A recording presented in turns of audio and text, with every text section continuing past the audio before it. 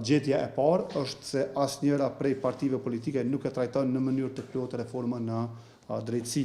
Edhe pse të gjitha partitë politike flasin për drejtësinë, efikasitetin dhe luftimin e korrupsionit, asnjëra nuk paraqet një plan të plotë reformues që lidhet drejt për drejt me proceset që kanë dominuar debatin gjatë 5 viteve të fundit. Zotimet e partive politike mbeten në nivel deklarativ, ndërsa këto zotime nuk realizohen me deklarata, por me plan konkret dhe me llogari institucionale. Një nga mbaktësitë më të dukshme është mungesa pothuajse e plotë e referimit ndaj strategjisë për sundimin e ligjit 2021-2026. Kjo strategji ka qenë dokumenti më i rëndësishëm shtetëror për reformën e drejtësisë gjatë 5 viteve të fundit. Megjithatë, as lëvizja vendosje, as PDK, as LDK dhe as AK nuk e trajtojnë si bazë të reformave të ardhshme. Programi i vendosjes i referohet agjendës së reformave dhe planit të rritjes së Bashkimit Evropian për Ballkanin Perëndimor, por trajtimi i tyre mbetet në nivel të përgjithshëm. Programi nuk përcakton objektiva të mashme, afate konkrete dhe as rregullat që do të mundsonin vlerësimin e progresit në zbatimin e reformave të parapara në kuadër të këtyre proceseve. Partia Demokratike e Kosovës, në raport me integrimin evropian, paraqet një qasje më ambicioze në aspektin politik të integrimit evropian. Programi synon fitimin e statusit të vendit kandidat për antarësim në Bashkimin Evropian dhe antarësim në Këshillin e Evropës. Këto janë objektiva konkrete, por mungojnë hapat e detajuar që do të mundsonin realizimin e tyre.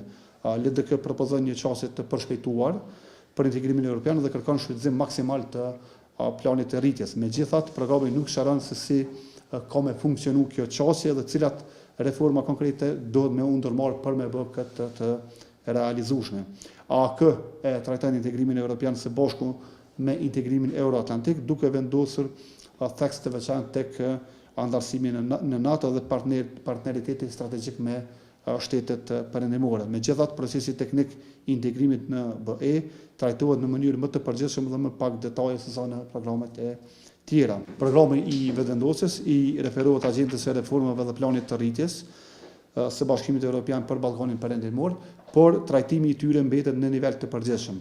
Programi nuk përcakton objektiva të mashme, afate konkrete dhe as rregullat që do të mundsonin vlerësimin e progresit në zbatimin e reformave të parapara në kuadër të këtyre proceseve. Partia Demokratike e Kosovës, në raport me integrimin evropian, paraqet një qasje më ambicioze në aspektin politik të integrimit evropian. Programi synon fitimin e statusit të vendit kandidat për antarësim në Bashkimin Evropian dhe antarësim në Këshillin e Evropës. Këto janë objektiva konkrete, por mungojnë hapat e detajuar që do të mundsonin realizimin e tyre. LDK propozon një qasje të përshpejtuar për integrimin evropian dhe kërkon shfrytëzim maksimal të planit të rritjes. Megjithatë, programi nuk shëron se si ka me funksionu kjo qasje dhe cilat reforma konkrete duhet me u ndërmarrë për me bë këtë të realizueshme.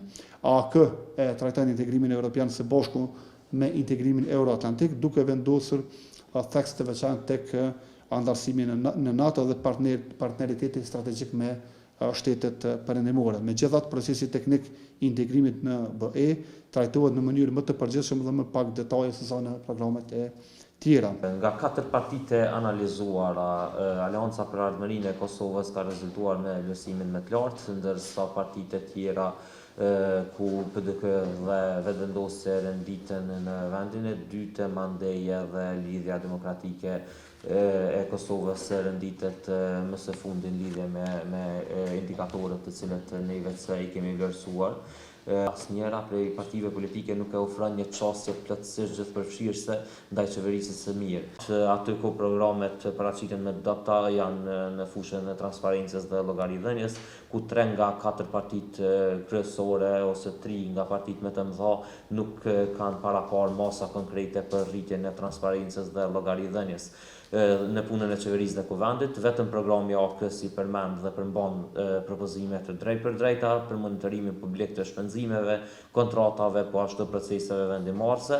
Transparenca dhe llogaridhënia, siç e dimë, janë bazën e një qeverisë të mirë, andaj secili nga subjektet politike është dashur që ta parashë transparencën dhe llogaridhënien si një bazë e qeverisë së mirë dhe duke u bazuar në këta 2 indikator të vazhdoj dhe të trasaj atë rrugën e vetë se si do të qeverisë secili nga subjektet politike e jo të mos e përfshi fare, për arsye që e dim që në qeverisën e fundit kemi pasur shumë kritika sikur nga opozita e po ashtu edhe nga shoqëria civile në lidhje me transparencën dhe llogaridhënien e qeverisë, mirë po këto nuk janë adresuar në programet të qeverisë të partive opozitare e po ashtu edhe nga partia Lëvizja Vendosje përveç Aleancës për Ardhmërinë e Kosovës.